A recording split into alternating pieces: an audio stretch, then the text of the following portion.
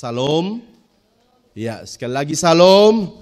Ya, selamat hari Minggu untuk kita semua. Puji Tuhan. Hari ini kita boleh bersama-sama memuji Tuhan dan terlebih khusus kita bisa mendengarkan firman Tuhan. Mari kita buka Alkitab kita dari Injil Yohanes pasal 4 ayat yang ke-20. Injil Yohanes pasal 4 ayat 20 sampai dengan ayat yang ke-24.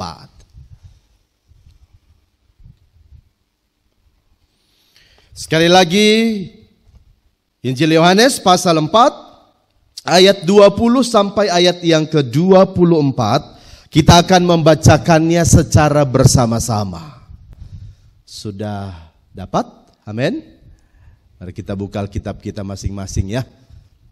Baik. Dalam hitungan yang ketiga, kita sama-sama membacakannya mulai dari ayat yang ke-20. 3, 2, 1. Nenek moyang kami menyembah di atas gunung ini, tetapi kamu katakan bahwa Yerusalemlah tempat orang menyembah.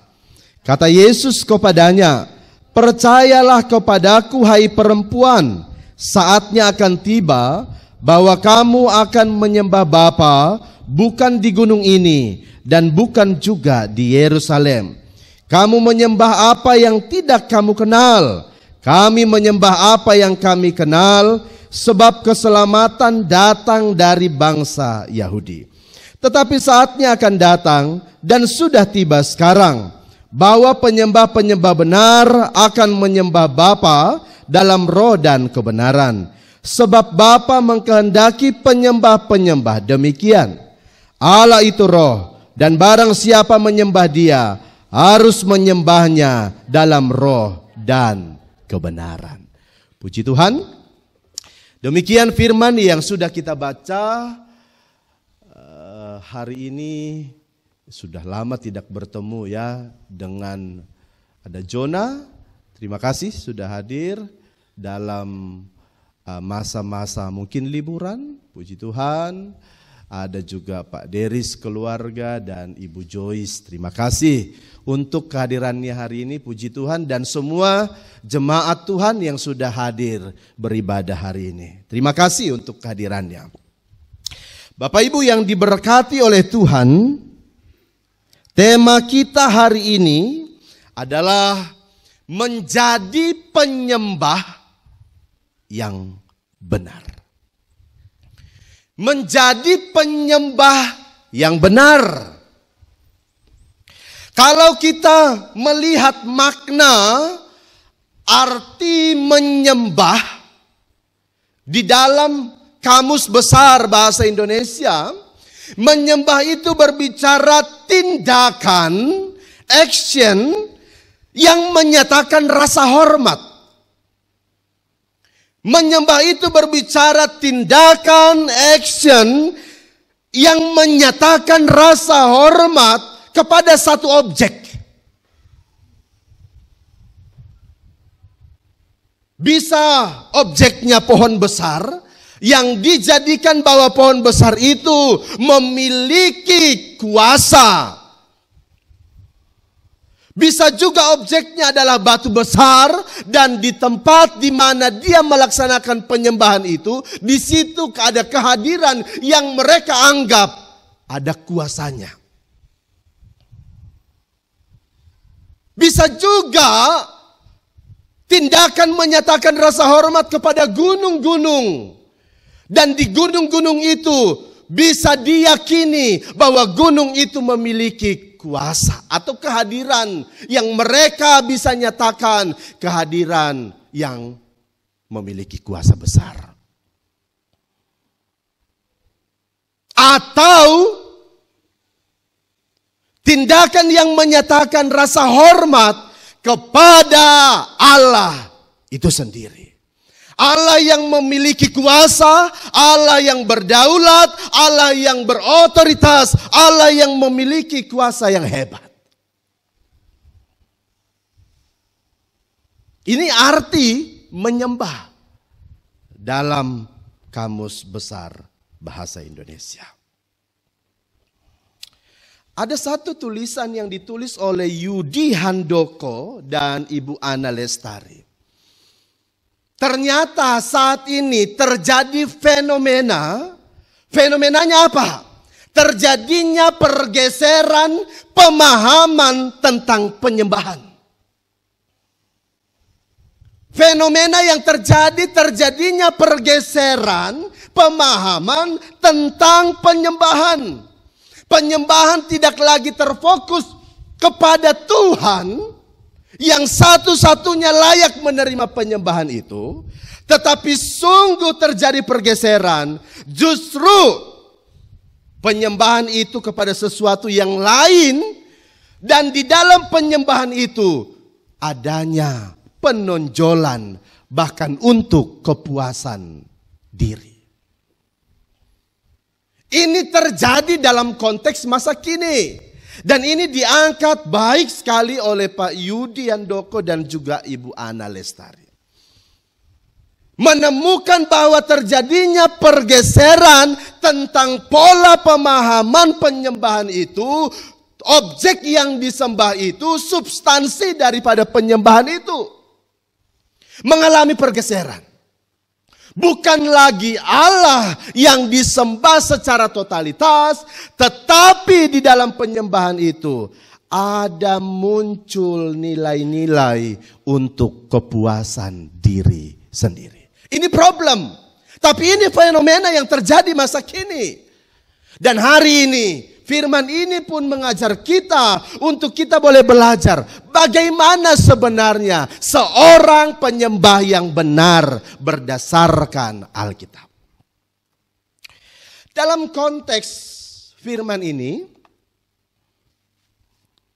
ajaran yang sama juga yang Yesus ajarkan kepada seorang perempuan Samaria.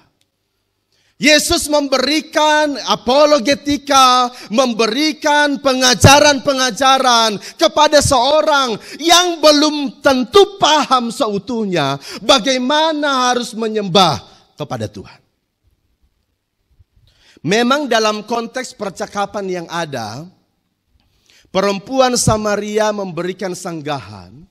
Dan dia memiliki konsep pemahaman itu bahwa penyembahan itu hanya bersifat lahiriah. Dan itu dilaksanakan hanya karena sudah aturan turun-temurun.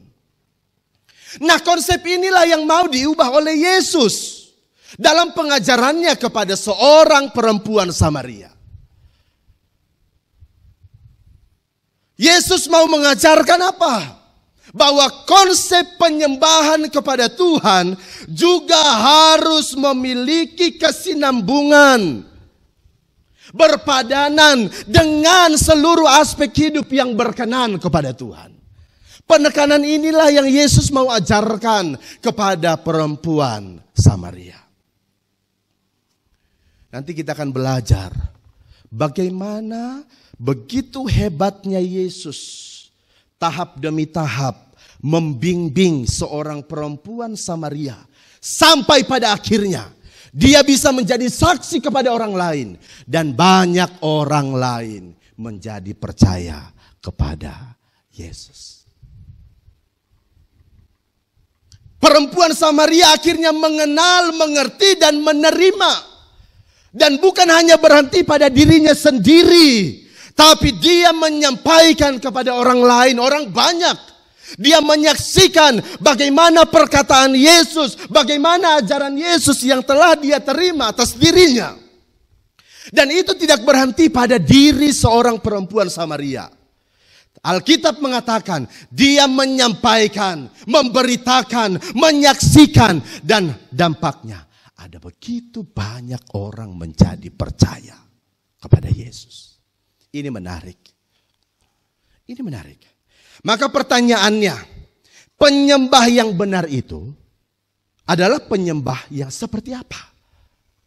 Kalau kita melihat pada pertanyaan ini, penyembah yang benar itu adalah penyembah yang seperti apa? Ini berarti menunjuk kepada masing-masing orangnya. Penyembah yang benar itu adalah penyembah yang seperti apa? Yang pertama, kita belajar bagaimana percakapan, pembicaraan, pengajaran Yesus kepada seorang perempuan Samaria.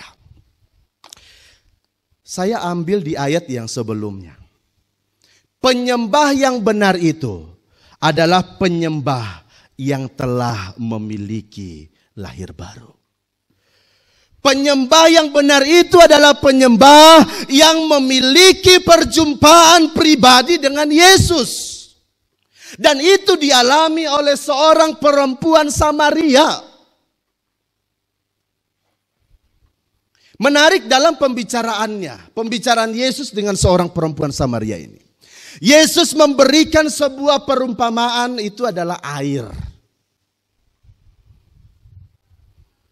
Ketika Yesus memberikan pengajaran ini, seperti yang tadi saya sudah sampaikan, memang konsep yang dimiliki oleh perempuan Samaria itu, dia hanya memiliki pengertian bahwa air itu bersifat harafiah. Maka dikatakan pada ayat yang ke-15, kata perempuan itu kepadanya, Tuhan, berikanlah aku air itu, supaya aku tidak haus dan tidak usah datang lagi ke sini untuk menimba. Dalam konteks ini, perempuan Samaria masih memiliki pemahaman bahwa air yang disampaikan Yesus itu adalah air secara harafiah. Tapi tidak boleh berhenti di situ saja. Yesus mengajarkan bahwa apa? Akulah air hidup itu. Air yang disampaikan oleh Yesus itu bukanlah air secara harafiah, tetapi berbicara kehidupan kekal. Air yang dimaksud di situ adalah air hidup, dan itulah Yesus itu sendiri. Maka percakapan ini luar biasa sekali. Membuahkan hasil yang hebat, iya.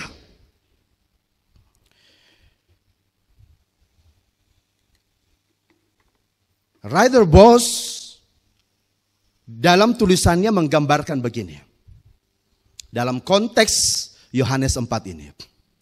Orang yang tidak percaya kepada Yesus akan mengalami kehausan yang tidak akan terpuaskan karena ia haus secara rohani. Dan sebaliknya, orang yang percaya kepada Yesus, ia akan mendapatkan sumber air itu, sehingga ia tidak akan haus lagi, karena sumber air itu akan terus mengalir bagaikan aliran air hidup.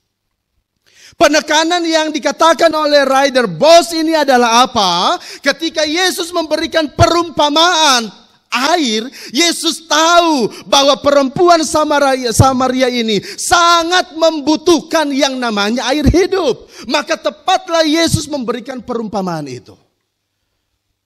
Ini menarik. Karena Yesus tahu perempuan Samaria ini sangat membutuhkan yang namanya air hidup. Yesus itu sendiri. Maka dampak perjumpaannya bersama Yesus inilah akan memberikan dampak yang baik bagi dirinya sendiri dan bagi banyak orang. Setelah pembicaraan itu berlalu, maka Yesus langsung to the point, berkata kepada perempuan Samaria. Dia sudah menjelaskan perumpamaan air hidup itu aku. Maka ayat 21 Yesus berkata, percayalah kepadaku hai perempuan. Dia mau menunjukkan siapa dia. Dia mau menunjukkan dirinya bahwa dialah yang disebut dengan air hidup itu. Percayalah kepadaku. Believe me. Percayalah kepadaku. Ini luar biasa. Menjadi penyembah yang benar, standar utamanya adalah memiliki perjumpaan pribadi dengan Yesus. Ayat 29, ayat 39 sampai ayat 42 menjelaskan apa? Perempuan Samaria mengalami pembaharuan hidup. Yang kedua, perempuan Samaria, apa yang dia alami, apa yang dia dengar, apa yang dia terima, dia ceritakan. Dan ayat 42 dan seterusnya, banyak orang menjadi percaya. Coba kita baca ya, ayat 39 sampai ayat 42. Dan banyak orang Samaria dari kota itu telah menjadi percaya kepadanya karena perkataan perempuan itu yang bersaksi. Ia mengatakan kepadaku segala sesuatu yang telah kuperbuat. Ketika orang-orang Samaria itu sampai kepada Yesus, mereka meminta kepadanya supaya ia tinggal pada mereka. Dan ia pun tinggal di situ 2 hari lamanya. Dan lebih banyak lagi, perhatikan. Dan lebih banyak lagi orang yang menjadi percaya karena perkataannya. Dan mereka berkata kepada perempuan itu, kami percaya. Tetapi bukan lagi karena apa yang kau katakan. Sebab kami sendiri telah mendengar dia dan kami tahu bahwa dialah benar-benar juru selamat dunia. Ini menarik. Perempuan Samaria mengalami pemulihan. Perempuan Samaria menerima dan hidupnya diubahkan oleh Tuhan. Dan apa yang dia peroleh, apa yang dia dapatkan, apa yang dia alami, dia ceritakan kepada banyak orang. Penyembah yang benar adalah penyembah yang sudah mengalami perjumpaan pribadi dengan Tuhan. Dasarnya jelas, pertemuannya jelas. Maka demikian juga dengan hidup kita sebagai orang percaya masa kini. Alami perjumpaan kita pribadi dengan Tuhan. Dan tiap-tiap hari Tuhan akan terus berkarya dan memurnikan hati pikiran kita. Dan itulah membawa kita untuk memahami apa kehendak Tuhan. Dan bagaimana kita boleh mengagungkan nama Tuhan. Yang kedua, penyembah yang benar itu adalah penyembah yang seperti apa? Ayat 20 sampai ayat 23 diberikan kesimpulan. Penyembah yang benar itu adalah penyembah yang menyembah bukan sekedar ritual. Konsep yang dimiliki oleh seorang perempuan Samaria, pada ayat yang ke-20 dia berkata, nenek moyang kami menyembah di atas gunung ini. Tetapi kamu katakan bahwa Yerusalemlah tempat orang menyembah. Perkataan perempuan Samaria dalam ayat 20 ini memperlihatkan bahwa pemahaman perempuan Samaria ini tentang penyembahan tidak lebih daripada ritual. Dia menyampaikan, dia melakukan penyembahan itu hanya sebatas ritual, tidak lebih. Artinya, berdasarkan apa yang diajarkan oleh nenek moyang, ya itulah yang dia ikuti. Sebatas itu, sebatas ritual. Tapi Yesus mengajarkan bahwa penyembahan itu lebih daripada itu. Kalau kita masuk kepada konteks masa kini sebagai orang-orang percaya. Ketika kita menyembah Tuhan, apakah itu hanya sebatas ritual, liturgi saja? Itu menjadi pertanyaan bagi kita.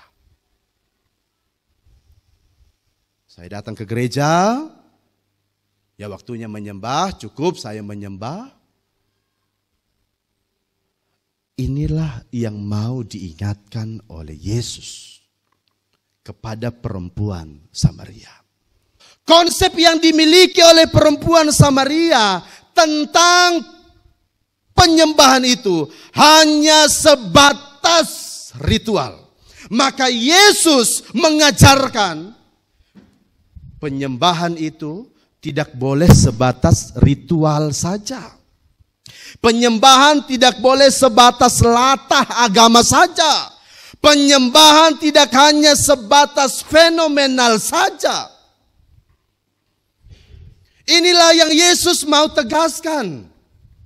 Memang sungguh seluruh aspek hidup ini harus menunjukkan bahwa terfokus kepada Yesus.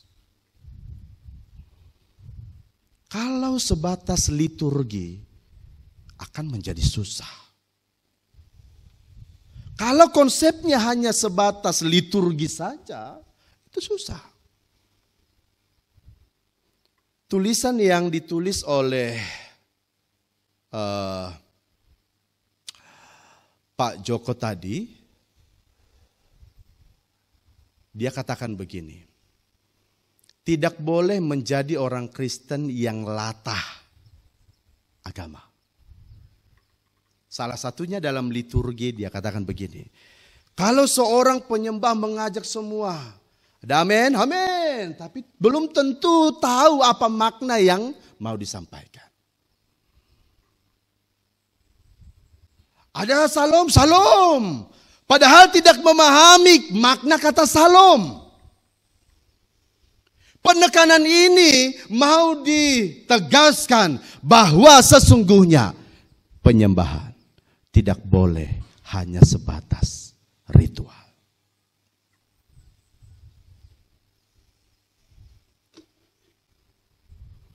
Ketika kita menyembah Tuhan, maka seharusnya seluruh aspek keberadaan diri kita semuanya terlibat dalam menyembah Tuhan.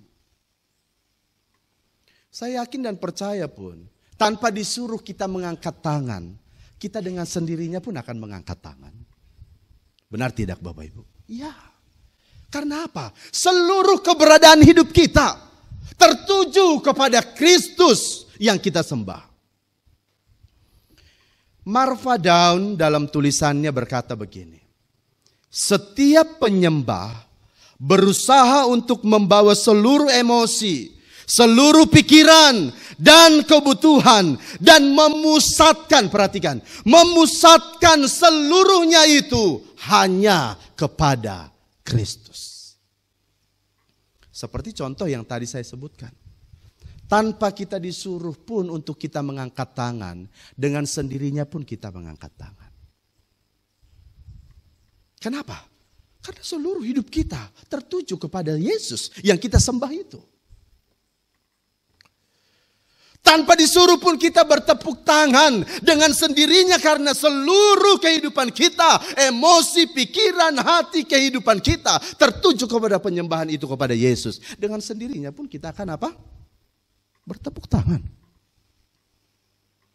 Maka Marva Daun sekali lagi menegaskan, dalam penyembahan seluruh aspek hidup, pikiran, hati, emosi, semua tindakan itu tertuju kepada Kristus. Maka sekali lagi, penyembahan tidak hanya sebatas ritual, tapi penyembahan berbicara bagaimana kita sedang mengekspresikan diri kita itu kepada Yesus. Hati kita kepada Kristus. Pikiran kita kepada Kristus. Seluruh tubuh kita ini tertuju kepada Kristus. Yang menjadi problem kalau memuji Tuhan pun sudah diajak, tapi justru tidak mau memuji Tuhan. Ayo Bapak Ibu mari kita memuji Tuhan. Pun tidak memuji Tuhan. Itu perlu menjadi apa? Refleksi bagi kita. Sudahkah aku benar-benar sedang memuji Tuhan atau menyembah Tuhan? Yang terakhir, yang ketiga. Penyembah yang benar itu adalah penyembah yang hidup di dalam kebenaran dan mengenal Allah yang dia sembah dengan benar. Penyembah yang benar itu adalah penyembah yang hidup di dalam kebenaran dan dia mengenal siapa Tuhan yang dia sembah. Dalam konteks percakapan Yesus dengan perempuan Samaria, itu peringatan Yesus tentang suami perempuan Samaria ini. Ketika Yesus menyuruh atau berkata tentang suami seorang Samaria, apa jawabnya? Pada ayat yang ke-17. Kata perempuan itu, ayat 16. Kata Yesus kepadanya, pergilah, panggillah suamimu dan datang ke sini. 17. Kata perempuan itu, aku tidak mempunyai suami. Kata Yesus kepadanya, tepat katamu bahwa engkau tidak mempunyai suami. Sebab engkau sudah mempunyai 5 suami dan yang ada sekarang padamu bukanlah suamimu. Teguran yang Yesus berikan kepada perempuan Samaria menjadi pukulan telak baginya. Apa yang Yesus mau tekankan di situ? Dosa yang selalu ditutup-tutupinya diketahui oleh Yesus. Dan Yesus rindu dosa itu tidak boleh ditutup-tutupi. Kalau menjadi penyembah yang benar, maka tidak boleh hidup di dalam dosa. Tidak boleh bermain-main dan tidak boleh kompromi dengan dosa. Inilah yang Yesus mau tekankan. Panggil suamimu. Yesus tahu apa yang terjadi dalam kehidupan perempuan Samaria. Maka pola pemahaman inilah yang Yesus mau ubah. Menjadi penyembah yang benar, maka harus mengalami yang namanya pemulihan. Tidak boleh bermain-main dengan dosa. Kita berkata Yesus itu Tuhan, kita berkata Yesus engkau kudus, tapi justru kita masih hidup di dalam dosa. Yang demikianlah yang Yesus tidak mau.